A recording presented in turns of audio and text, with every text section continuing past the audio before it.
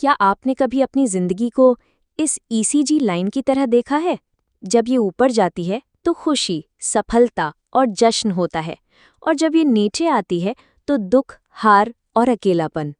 हम सब उस ऊपर वाली लाइन से प्यार करते हैं और नीचे वाली लाइन से मौत की तरह डरते हैं। लेकिन एक सच है जिसे हम सब जानते हैं, सीधी लाइन का मतलब मौत होता है। संगीत में एक ठहराव आता है। नमस्कार दोस्तों, आज हम एक ऐसे कुदरती नियम के बारे में बात करने जा रहे हैं जिसे हम रोज महसूस करते हैं लेकिन समझ नहीं पाते। हम एक ऐसी सच्चाई का सामना करेंगे जो हजारों साल पहले कही गई थी, लेकिन आज भी हमारी जिंदगी के हर उतार चढ़ाव का सबसे बड़ा रहस्य अपने अंदर समेटे हुए है। ये कहानी सिर्फ अर्जुन की नहीं, ये कहानी उस हर इंसान की है जो सुख को हमेशा के लिए पकड़ के रखना चाहता है और दुख से हमेशा के लिए भाग जाना चाहता है। कल्पना कीजिए, अर्जुन उस पल में थे जब दुख का पहाड़ उन पर टूट पड़ा था। अपनों को दुश्मन के रूप में देखकर उनका दिल बैठा जा रहा था। उन्हें लग रहा था कि उनकी जिंदगी का सबसे बुरा दौर आ गया है, एक ऐसा दुख जो कभी खत्म नहीं होगा। वो इस दर्द से भागना चाहते थे, सब कुछ छोड़कर चले जाना चाहते थे। तब भगवान कृष्ण ने उन्हें कोई जादू की छड़ी नहीं दी। उन्होंने अर्जुन को वो ज्ञान दिया जो इंसान को लोहे की तरह मजबूत बना सकता है। वो पहला और सबसे जरूरी सबक, जो आत्मा के ज्ञान की पहली सीढ़ी है। स्क्रीन पर भगवद गीता का श्लोक संस्कृत और हिंदी में लिखा हुआ आता है।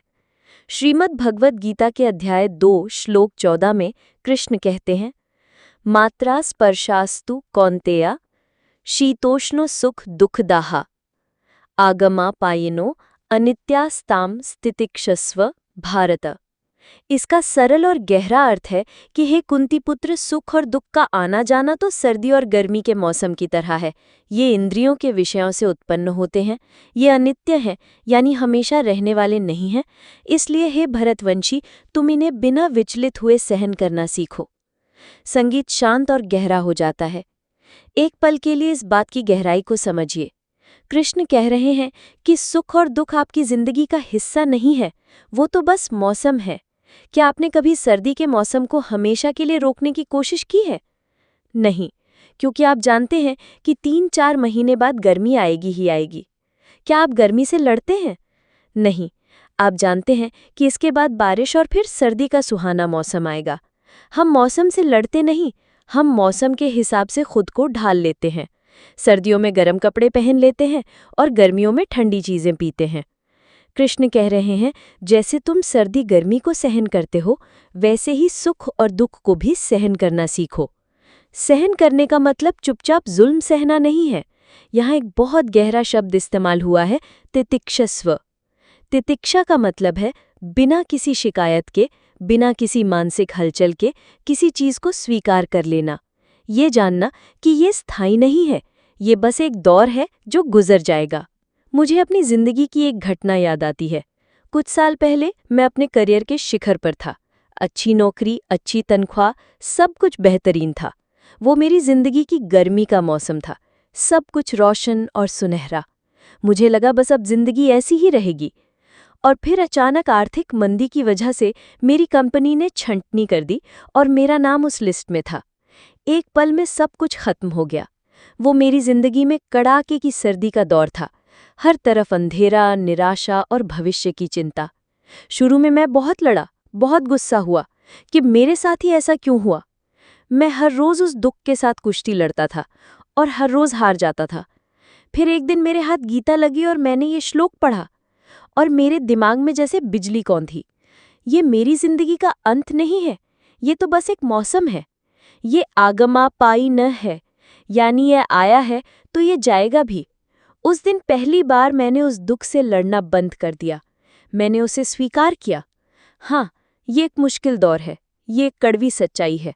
और जिस दिन मैंने लड़ना बंद किया, उसी दिन मुझे उस मुश्किल से बाहर निकलने का रास्ता दिखना शुरू हुआ। मैंने नई चीजें सीखीं, नए मौके तलाशे और कुछ ही महीनों में मैं पहले से बेहतर जगह पर था।